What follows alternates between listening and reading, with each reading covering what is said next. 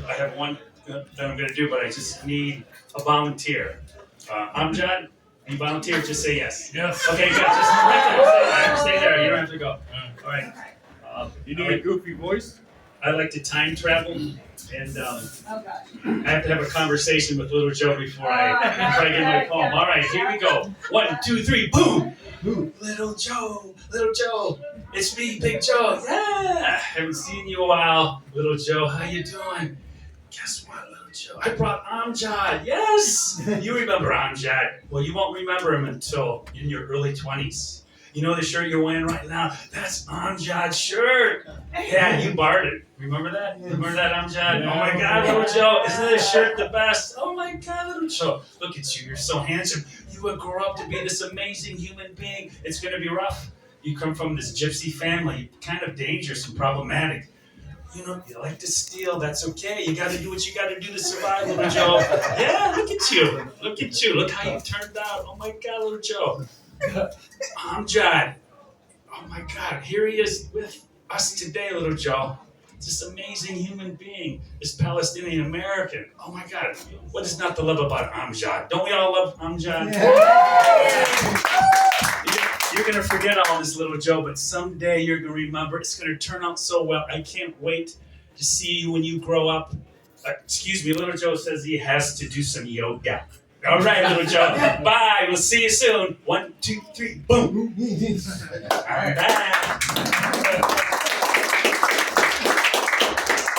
All right. I was at a writer's workshop, and we were asked to write a short story, and the prompt was about singers. Oh yeah. So this is Mr. Tambourine Man. His high school friends called him Skip because he frequently missed most of his morning classes. But Brian Jolly, his real name, was up late every evening. He worked most nights and weekends at Donut Dreamland. Then after work, listened to music from the 60s and 70s on the portable FM radio his grandfather given him, which made him feel closer to Puppy. His donut job was only 6 blocks away from his home in a rundown neighborhood right on the water across from this beautiful park, which seemed far away in his mind.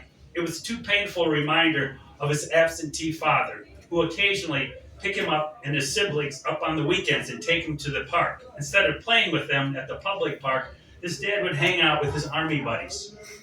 So Brian, with his FM radio in hand, would climb up a tall tree and start singing at the top of his lungs. Hey, Mr. Tambourine Man, play a song for me. In the jingle jangle morning, I'll come following you. An inspirational song written by his idol, Bob Dylan. However, no one's song could make up for the overwhelming feeling of abandonment he had. Since his parents split up, he channeled his upset by doing what he loved the most, singing. He enjoyed the way music made him feel. He fantasized about being a rock star, performing in front of thousands of adoring fans.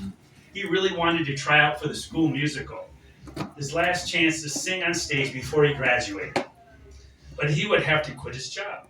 So he was reluctant to ask her because she always complained how little money they had because their father spent it all on alcohol. But little did he know that his mother was his biggest fan. She could always hear him through the door of his room. So before he could ask, she surprisingly said, "Son, why don't you quit your job and try it for the musical?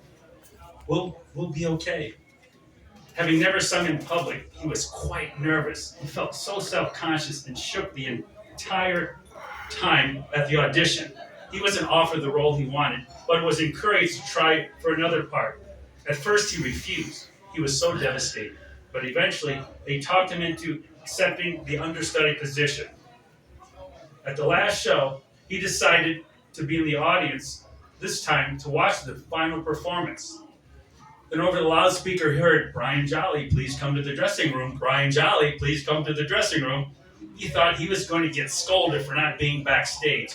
He leaped out of his seat with no idea he was going to be singing in a few minutes.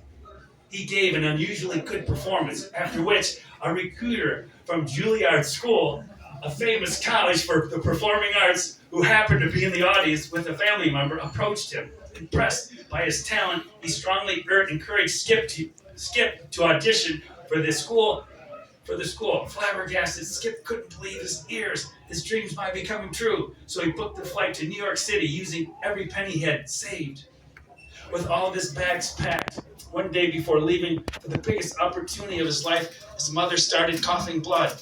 He took her to the emergency room, where she was diagnosed with lung cancer, even though she never smoked a day in her life. There was no way he was going to leave her side now, so he canceled their trip to Juilliard. A week later, his music teacher, principal, and schoolmates got wind of what happened. They quickly organized a GoFundMe campaign on social media. Within several days of posting, they had raised well over $250,000. With only one audition left for the school year, this time in San Francisco, he was able to use the money to arrange care for his siblings and fly himself and his mom to the audition. He got accepted into the school and was easily able to afford the costly tuition and living expenses. With almost $500,000 in donations, Skip eventually graduated and went on to graduate school there. With the money that had been raised, his mother was able to get support for herself and her 3 kids. She eventually received a lung transplant and survived to see her son's dream come true. Skip became a successful singer-songwriter actor, but to this day, he still treasures that old FM radio, and before he goes to bed sings Dylan's, "Hey, Mr. Tambourine Man, play a song for me. I'm not sleepy, and there is no place I'm going to." Hey.